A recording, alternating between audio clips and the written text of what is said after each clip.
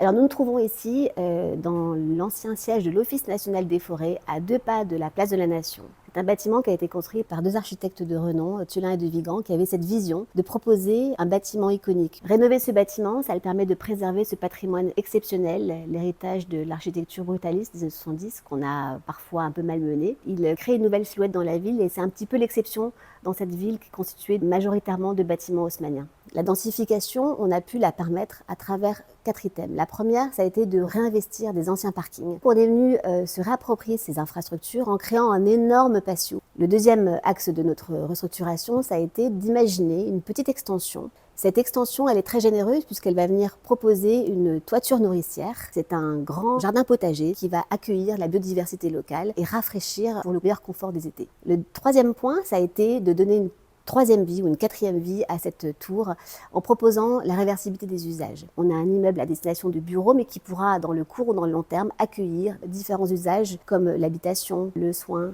une résidence étudiante, une résidence senior. Et puis au dernier étage, notre projet a proposé l'allégorie d'un grand phare urbain. Cette serre bioclimatique, elle va venir sacraliser le vivant, ce vivant qui est extrêmement important dans le quartier du 12e arrondissement où il y a une forte densification. L'idée de construire la ville sur la ville, de travailler le déjà là, elle est essentielle pour les architectes. La ville du futur, c'est celle qui existe déjà et c'est un patrimoine exceptionnel. L'architecture doit s'intéresser à tous les bâtiments, qu'ils soient modestes ou patrimoniaux.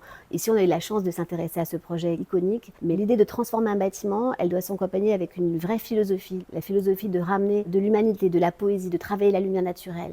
Et si on arrive à attacher ce soin au bâtiment, qu'il soit patrimonial ou non, on aura réussi.